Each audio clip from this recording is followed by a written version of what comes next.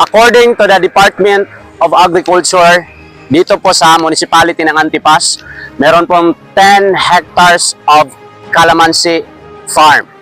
So nandito po tayo sa isang calamansi farm ng isang farmer po dito sa Antipas. Ito po ang resulta ngayon ng kanilang calamansi. Ito po ay pahinog na po. At yung may-ari nakausap ko, sabi niya kung meron daw akong kilala na bibili o magpa-process po ng kanilang mga crop. So ito po ang real juice. Ito po ang aming desire, kagaya po ng may-ari ng calamansi farm na ito, na mabawasan o maiwasan po ang post-harvest losses. Kaya ang real juice po ay isang fruit food product processing na ipaprocess po ang ganitong klaseng mga crop at i-preserve para po maibenta din at hindi po malugi ang ating mga local farmers. So ang mangyayari is itong calamansi juice ay pipigain at imimix sa different crops and vegetables to be able to ready to drink, magawing beverages po para po sa mga healthy conscious individual. Napakasustansya compared to soft drinks, ito ay napakaganda sa ating katawan. Sayang po ito kapag hindi po na-process or sayang ito kapag hindi po naibenta. Masisira at malulugi ang ating local farmer. So ang real juice po ay kami po ay nagkaroon ng desire na mag-expand para makakater ng more farmers sa calamansi at matulungan po ang ating mga local farmers. As of now, ang real juice po ay meron pong 4 na products: calamansi juice, carrots calamansi juice, kamote calamansi juice, at concentrated calamansi. In the near future, in our experiment, we are planning to do a carrots calamansi concentrated at kamote calamansi concentrated, if God willing. Nagpapasalamat po kami sa Panginoon na binigyan kami ng privilege na makasali or manalo sa Young Farmers Challenge provincial level. Sa ngayon po, nakabuild kami ng small facility, nakabili kami ng juicer na maliit, and then yung mga iba't ibang materials para po makagawa po ng mga juices sa real juice na business.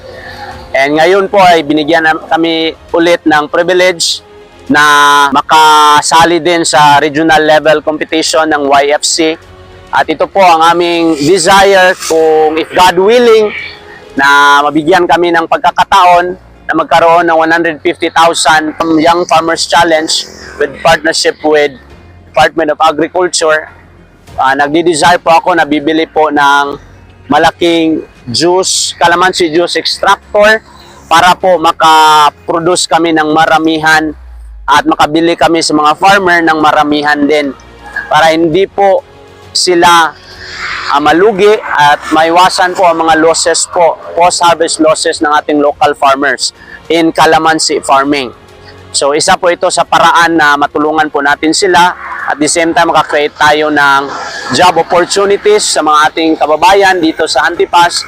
And with that, this juice will be mixed with different vegetables and root crops kagaya ng kamote, leaves and carrots, and sana sa susunod makaproduce din kami ng iba't ibang mga flavors. So dito din sa Antipas, according to the Department of Agriculture, meron pong 150 farmers na nagtatanim po ng purple kamote. And yung kamote leaves po, yun po yung ginagamit namin na magkaroon ng kamote calamansi juice. Napaka-healthy, napakaganda sa ating katawan, grabing benefits. Kaya ito po ang aming desire, kasali po yung carrots calamansi. And we still continue to produce that because people love it and people taste it good and healthy alongside with the calamansi, kamote calamansi, and most especially itong ating concentrated juice kasi isa ito sa paraan na ma-preserve talaga ang juice ng calamansi na andun pa rin yung flavor, andun pa rin yung nutrients na even though aabot siya ng 1 taon na preserve pa rin. Kaya isa po ito sa nakita naming paraan para po matulungan ang ating mga local farmer. Sa gayon pa man, gusto din namin kapag pag nabigyan kami ng pagkakataon na makuha po yung nutritional analysis ng aming product na may lagay po namin sa label, and by God willing, ma-approve din tayo sa FDA in the near future. Kaya dito sa Real Juice, every drop is real. God bless po.